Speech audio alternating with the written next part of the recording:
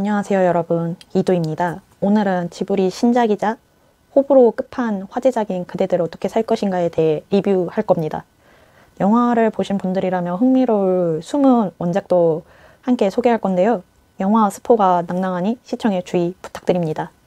먼저 동기가 된 책이 그대들 어떻게 살 것인가인데, 읽어보니까 진짜 영화 전개랑은 완전 관련이 없지만 뭘 말하고 싶은지 알 것 같은 느낌?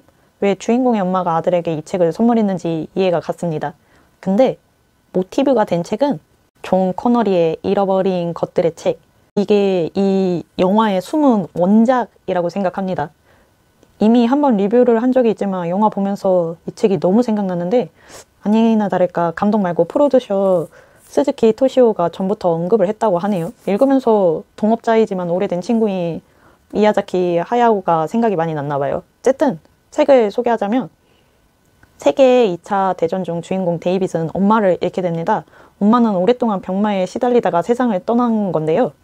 아빠는 바로 재혼을 하고 데이빗은 이복 동생이 생기게 됩니다. 근데 이게 고작 12살 나이에 이 상황 자체가 데이빗에게는 자연스럽게 받아들이기 힘든 상황이잖아요. 결국 외롭고 분노로 쌓인 데이빗은 현실에 등 돌린 채 이제 다락방에서 동화책을 읽으면서 엄마를 그리워합니다. 그런데 언젠가부터 어둠 속에서 막 책들이 소근거리기 시작하면서 한 꼬부라진 남자가 데이빗에게 저 너머 세상에서 엄마가 있다고 넘어오기를 기다리고 있다, 뭐 이런 식으로 얘기를 하는 거예요.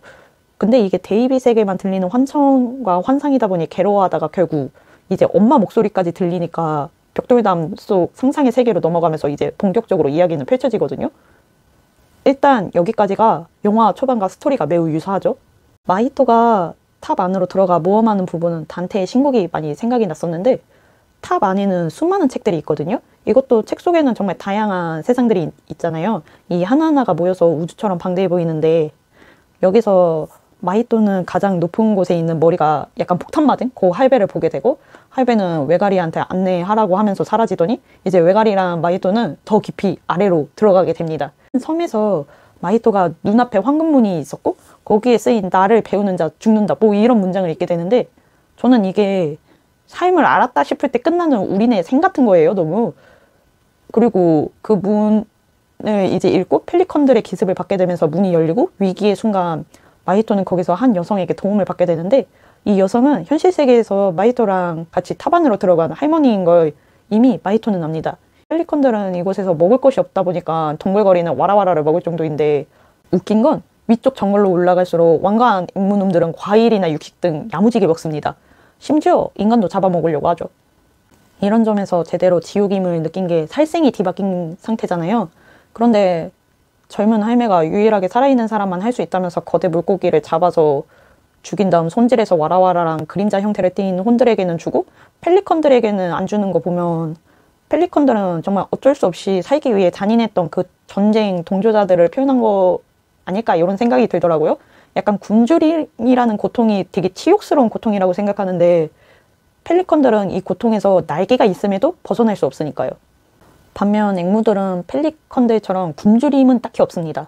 오히려 나름 간만에 인간 별식 좀 먹어볼까 할 정도로 약간 잡식성인 인간 그 자체를 따라하는 느낌? 그들만의 체계가 있고 지도자도 있습니다. 그런데 이제 가장 꼭대기에서 창조자라고 할 수 있는 할배에게 이제 딜까지 할 정도로 이제 권위, 이걸 바라기 시작하는 거죠. 약간 아슬아슬한 블럭 쌓기에서 성급하게 세우다가 세계 멸망한 것도 뭔가 바빌론 신화처럼 신에게 도전하다가 전멸당한 인간들이 생각난다고 해야 할까요? 결국 오만함의 끝은 파멸이니 진심을 담는 건 이래서 중요한 거라고 느꼈습니다. 어쨌든 마히토는 탑 안에서 여러 세계와 시간을 통해 과거 그리웠던 엄마도 만나게 되고, 자신의 목표였던 새엄마 구출도 성공하게 되면서 첫인상이 구렸던 외가리랑 친구까지 되고, 현실 세계로 돌아가면서 이야기는 끝나는데, 만약에 쿠키 영상으로 요 잃어버린 것들의 책 결말 마지막 부분이 들어갔다면 어땠을까, 이런 생각이 들었거든요. 약간 그만큼 이 책의 결말 부분이 너무 감동적이고 좋았습니다. 지브리 영화를 좋아하시는 분들에게 이번 영화는 어떻게 다가오든 지브리 그 자체니까 스토리가 좀 난해했지만 흥미로웠다면 이 책 한번 읽어보시는 건 어떨지, 약간 그런 영화에 대해 또 다르게 의미를 받아들일 수 있지 않을까 이렇게 저의 내피셜을 하면서 오늘 영상은 여기까지였고요. 시청해주셔서 감사하고 다음 영상에서 만나요. 안녕.